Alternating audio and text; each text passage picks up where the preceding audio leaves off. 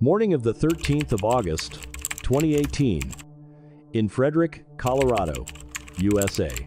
A house on 2825 Saratoga Trail quickly became the focus of a missing person case that caught the attention of the entire United States. It all began when Nicole Atkinson, a close friend of Shanann Watts, realized something was wrong. The two had met just hours earlier after returning from a business trip to Arizona. Shanann was pregnant and had a prenatal appointment that morning, but she didn't show up. Calls went unanswered, texts went unanswered. After hours of waiting, Nicole decided to go to the house. From the outside, everything seemed normal. Shanann's car was still parked in the garage. Inside the house, the police and Nicole discovered more and more unusual things. Shanann's handbag was still there. Her cell phone was still in the house. The shoes she usually wore were unused. On the second floor, her wedding ring was found in the bedroom, but Shanann was missing. Her two young daughters, Bella and Celeste, were also gone. There were no obvious signs of a struggle, no signs of forced entry, just a house that was almost intact. But an entire family seemed to have vanished. Initially, this was treated as a missing person case. A pregnant woman and her two young children were missing. But from the very first hours, investigators faced a perplexing question. If Shanann had truly left the house on her own, why would she leave behind everything she needed most? But that was just the first question. To understand why Shanann Watts' disappearance caused so much concern among those around her, we need to go back to her life before the 13th of August 2018. At that time, Shanann Watts was 34 years old. She lived with her husband Chris Watts and their two young daughters, Bella and Celeste, affectionately called Cece by the family. At that time, Shanann was pregnant with her third child, a baby boy whom the couple had named Nico. He was the child the family had often talked about in their future plans. Shanann worked in online business in the health and nutrition field. Through social media, she regularly shared about her work, daily life, and moments with her family. To many of her followers, Shanann was a dynamic, outgoing, and energetic woman. Her posts revolve around healthcare, parenting, and the simple joys of family life. Bella and Cece appear frequently in the videos and photos Shanann shares. It's easy to see that the two girls are always at the center of her world. Those who know Shanann also remember her as a sociable and outgoing person. Through her work, she built many close relationships with women in the business community. One of them was Nicole Atkinson. Their friendship was close enough for Nicole to quickly sense something was wrong after only a few hours of being unable to contact Shanann. At that time, Shanann was still looking towards the future. She was looking forward to the birth of her son, Nico. She continued to invest in the business she was pursuing. Meanwhile, through conversations with friends and family, Shanann was also trying to find ways to improve her marriage. From the outside, it looked like a family preparing to welcome a new member. A busy mother, loving her children, and still hopeful for the future. No one could have known that just days later, the name Shanann Watts would be appearing in news reports across America for a completely different reason. While Shanann was a frequent public figure, Chris Watts was the complete opposite. In 2018, Chris was 33 years old. He worked at Anadarko Petroleum, an oil and gas company in Colorado. Those who knew Chris generally shared the same impression. He was calm, quiet, hardworking. He disliked being the center of attention. Colleagues described Chris as responsible at work. Neighbors and acquaintances couldn't recall ever witnessing any public acts of violence or a criminal record related to violence. In the eyes of many, Chris was a gentle husband, a loving father of two daughters. On social media, the images Shanann shared further reinforced that impression. Family vacations, birthday parties, holidays. Videos of Chris playing with Bella and Cece. From the outside, they looked like a young family building a stable life in the peaceful suburbs of Frederick. Friends and acquaintances often remarked that the Watts family looked perfectly normal. No one saw any sign of an impending tragedy. At least, that's what everyone believed at the time. Because much of what others knew about a family was usually only what they saw. Behind the smiling photos, the gatherings, and the social media posts, there could be problems that outsiders would never witness. But no one knew that the marriage. From the outside, the Watts family appeared to be a normal, loving home. But as investigators began reviewing the final weeks before Shanann's disappearance, they noticed signs of strain in the marriage. Individual signs might not be enough to tell the whole story, but when pieced together, they formed a completely different picture. The first red flag. Chris Watts became increasingly distant. From Shanann's messages and accounts to friends, she sensed a growing distance between them. The man who was already quiet became even more aloof. Conversations became shorter. Interest gradually faded. The concern also disappeared. The second red flag. While Shanann was away on business in Arizona, Chris significantly reduced contact. Calls became less frequent. Text replies became slower. For Shanann, it was a change she couldn't explain. Third red flag. What Shanann didn't know at the time was that Chris was having an extramarital affair with Nicole Kessinger, a colleague in the same energy industry. According to evidence later presented in court, this relationship developed while Shanann and her children were in North Carolina and continued while she was away on business. Fourth red flag. According to Nicole Kessinger's testimony to investigators, Chris told her he was in the process of divorcing. He described the marriage as almost over, while in reality, Shanann still believed they were trying to salvage the relationship. Fifth red flag. The text messages Shanann sent to her husband while away clearly reflected her insecurity. Many times, she simply asked one very simple question: "Do you still love me?" That wasn't the question of someone wanting to end a marriage. That's the question of someone trying to hold on to it. Red flag number 6. Chris consistently avoided conversations about the future. When Shanann tried to talk about the marriage, the upcoming baby, or family plans, Chris would often respond briefly or change the subject. This silence made Shanann increasingly anxious. Red flag number 7. In conversations with friends, Shanann repeatedly shared that she felt her husband had changed, not just in the way he spoke, but in the way he looked at her, behaved towards his family, and reacted to issues that were once very important to both of them. At that time, Shanann didn't know what was really happening. She only knew that the man she married seemed different from the man he had been years before, and she still believed that if they both tried, the marriage could be saved. But what Chris was hiding went far beyond the signs of a normal marriage breakdown. By mid-August 2018, the cracks in Chris and Shanann's marriage could no longer be concealed. Shanann returned to Colorado after a business trip to Arizona. She entered the Saratoga Trail home with a very clear purpose. The couple needed to talk, not about work, not about the usual family plans, but about their marriage itself. In the days leading up to this, Shanann had repeatedly tried to understand why Chris had become distant. She wanted to know if he still wanted to continue their life together, and she still hoped that a frank conversation could help them find a way forward. But Chris was in a completely different place. According to what the investigators later determined, he wanted to end the relationship with Shanann. At the same time, he was envisioning a new life with Nicole Kessinger. Those two paths couldn't coexist.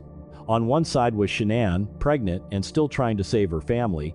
On the other was Chris, who had begun to distance himself from the marriage and was looking towards a different future. This contrast caused all the tension to build up at the same time. Shanann returned home. The conversation she had been waiting for was drawing near. And for Chris, it was also the moment he could no longer postpone choosing between his current life and the life he wanted to build. This was where the conflict reached its peak. No more cold messages, no more avoidance, no more distance explained by work or fatigue. Everything left unsaid now converged on a single night. One person still trying to salvage the marriage, one person wanting to leave it. And between them were 2 young children and an unborn baby.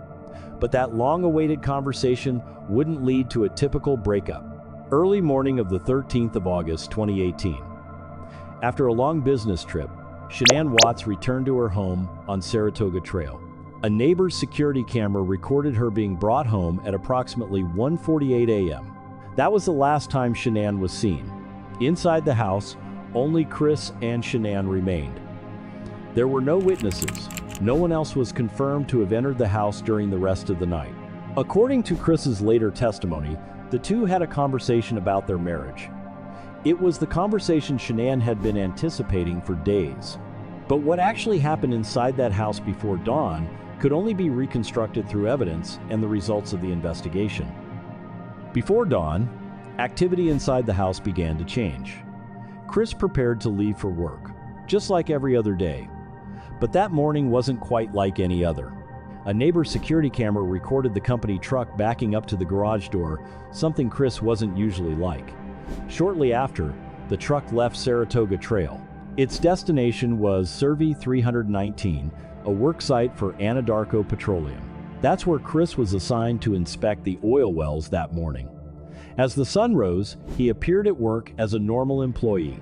He conversed with his colleagues. He performed his assigned tasks. On the surface, everything seemed to be going according to the schedule of a Monday morning. No one at the work site knew that just hours earlier, behind the doors of a house in Frederick, an entire family's life had changed forever. Up to that point, no one had reported missing. There were no police cars. There was no lockdown tape. Only one man continued his daily routine, while no one had yet asked any questions about Shanann and her two daughters. But just a few hours later, a call from Shanann's close friend would begin to change the entire story. Just hours after leaving the house on Saratoga Trail, Chris Watts continued his workday as usual. He answered calls, he talked to colleagues. His outward behavior gave the impression that it was just another ordinary morning. Meanwhile, the anxiety of those around Shanann grew. When police began arriving at the house, Chris returned and cooperated with investigators. He said that Shanann had taken the two daughters out of the house after a conversation between them. That was the first explanation Chris gave. In the hours and days that followed, he continued to repeat that story to family, friends, and the police. When the disappearance attracted media attention, Chris agreed to be interviewed on camera. Appearing calm, he urged Shanann and her two daughters to return home. He said that if they were somewhere and could see this message, he just hoped they would come back. To many who followed the case at the time, Chris appeared as a desperate husband and father grieving the loss of his family. But that very interview also sparked questions from many. Every gesture, every glance, every pause in his responses. All of it quickly became a widely analyzed topic in the media and on social networks. Of course, public opinion is not proof. Investigators cannot conclude someone's guilt based solely on their expressions or how they appear on camera. But while Chris tried to maintain the image of a worried husband, the investigation quietly continued, and the objective evidence gathered afterward would begin to be compared with the story he had told. The charade had been staged, but just one mismatched detail can cause the entire story to begin to fall apart. From the very first hours of the investigation, investigators began examining every source of objective evidence. The initial goal was simple: determine how Shanann Watts left the house. The first data source came from the doorbell camera system. The footage showed Shanann returning home in the early morning of August 13th. But after that, there was no footage showing her leaving the front door. That was a gap the investigators couldn't ignore. Next was the neighbor's security camera. The video showed Chris Watts backing his company truck up to the garage door in the early morning. For several minutes afterward, he repeatedly moved back and forth between the house and the truck. This was unusual behavior, unlike what some of Chris's acquaintances described during normal workdays. Inside the house, investigators continued to note many noteworthy details. Shanann's car was still in the garage. Her cell phone was still in the house. Her handbag was also missing. The medications Shanann was taking were still there. Her wedding ring was found in the bedroom. For the investigators, these items held significant meaning. If a pregnant woman deliberately left home with two young children, leaving behind almost all her essential belongings was very difficult to explain. The investigation then expanded to Chris's workplace. Colleagues confirmed that on the morning of August 13th, Chris was the only person assigned to Cervi 319, the oil well area of Anadarko Petroleum. This information helped investigators pinpoint his work schedule for that morning. Meanwhile, those close to Shanann were also questioned. Nicole Atkinson, the first person to report the disappearance, insisted that Shanann wasn't the type to simply disappear. According to her account, Shanann would never leave behind her phone, bag, or children.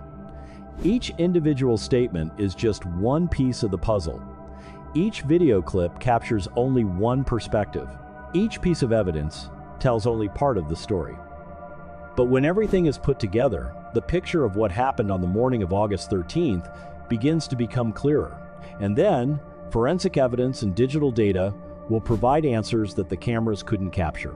As the search moved into the criminal investigation phase, forensic experts and investigators began piecing together the final fragments of evidence. Each set of evidence answered a different question, and when put together, they led to the same conclusion. The first piece of evidence: the autopsy results. After the victims were found, the autopsy confirmed that this was not a disappearance resulting from an accident or a random event. The forensic conclusions indicated that these were murders. From that point on, the hypothesis that Shanann voluntarily left home was completely unfounded. The formal investigation focused on identifying the person responsible.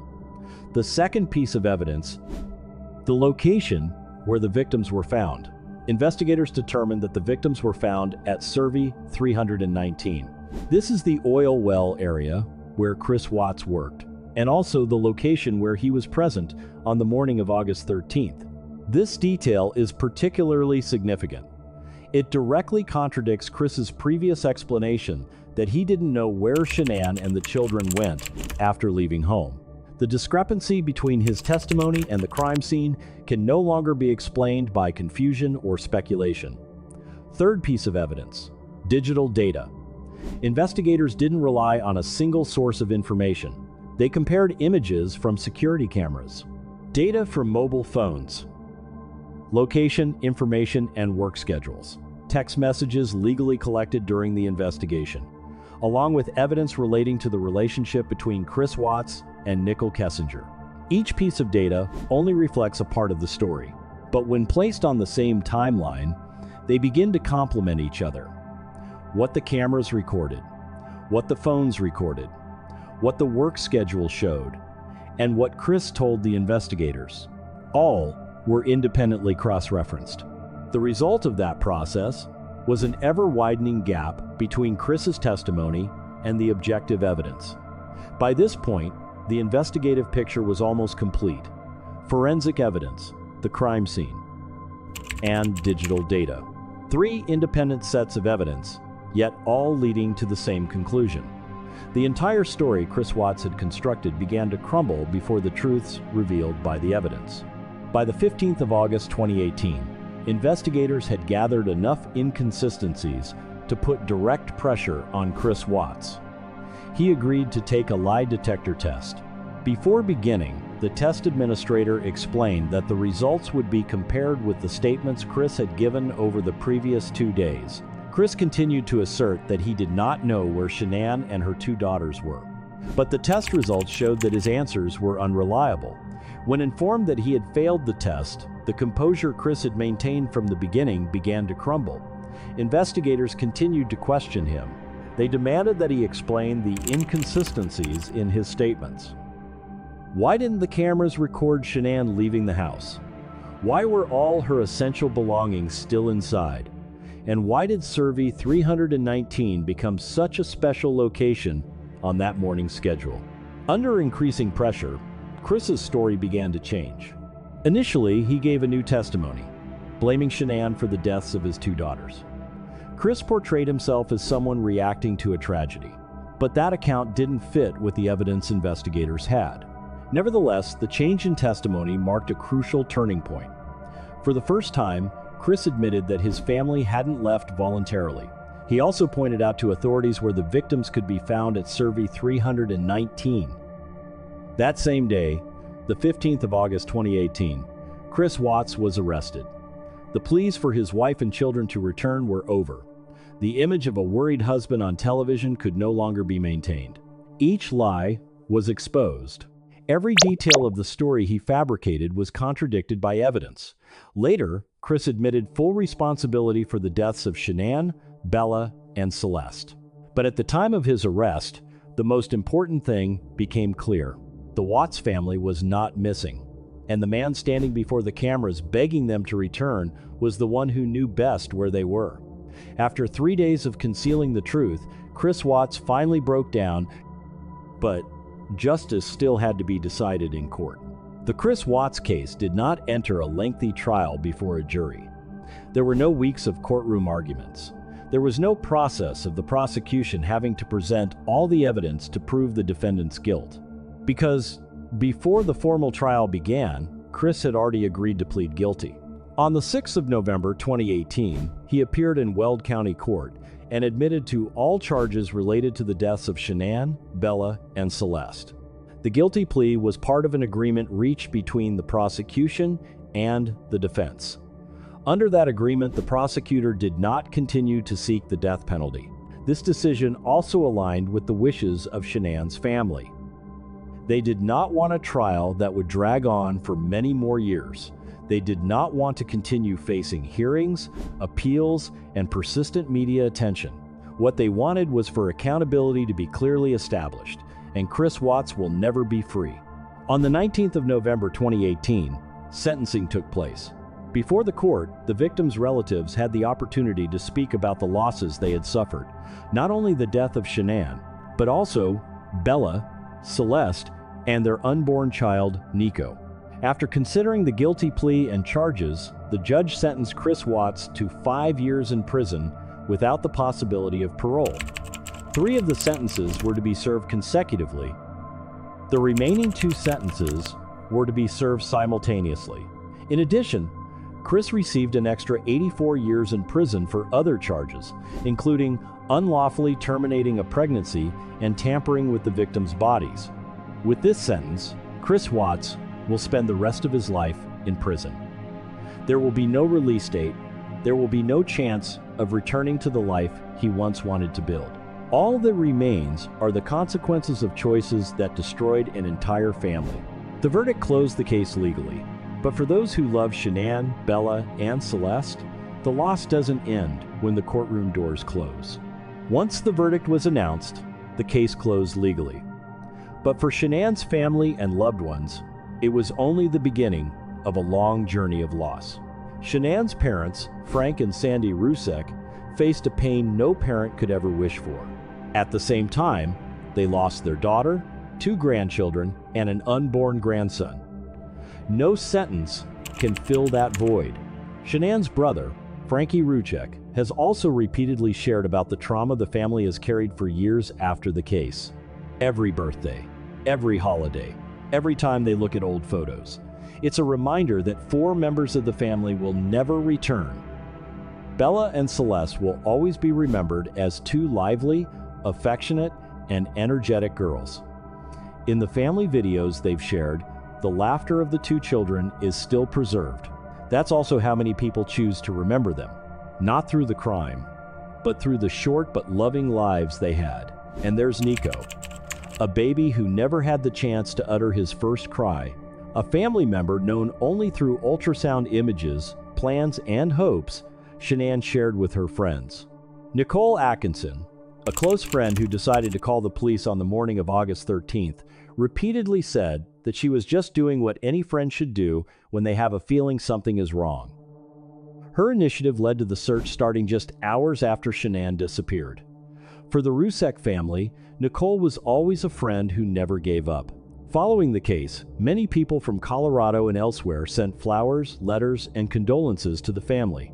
Memorial services were held to remember Shanann, Bella, Celeste, and Nico. Their names are no longer just associated with a criminal case. They have become a reminder of the value of family bonds, care, and listening for unusual signs in relationships. To this day, the Watts case is still frequently mentioned in discussions about domestic violence, the hidden aspects behind a seemingly peaceful facade, and the importance of not ignoring warning signs, because behind every investigation are people who once had dreams, families, and futures. And the most memorable aspect of this story is not how a family ended. Rather, it is how Shanann, Bella, Celeste, and Nico are still preserved in the memories of those who love them through love, remembrance, and the hope that similar tragedies will become less frequent in the future. There are families that look almost perfect in carefully chosen photos and happy social media posts. But a photo only captures a moment. It can't show the conversations that have fallen silent, the growing distances, or the cracks that exist behind closed doors. Sometimes, the most dangerous thing isn't what people can see, but what only those involved know. The truth can be hidden by explanations, by a calm exterior, by a story repeated enough times to make others believe everything is normal. But evidence doesn't rely on emotions. Cameras record what happened. Data preserves what people try to erase. And every small detail, when placed in the right context, can shed light on an entire story. Lies can delay the truth, but it cannot change the truth. Because ultimately, when all the pieces of evidence are pieced together, every action leaves a trace, and every lie must face justice. Before you go, tell me this. What do you think was the biggest red flag in this case, and could it have been noticed sooner? Share your thoughts in the comments. If you enjoy evidence-based true crime documentaries, don't forget to like, subscribe, and turn on notifications for more real cases every week.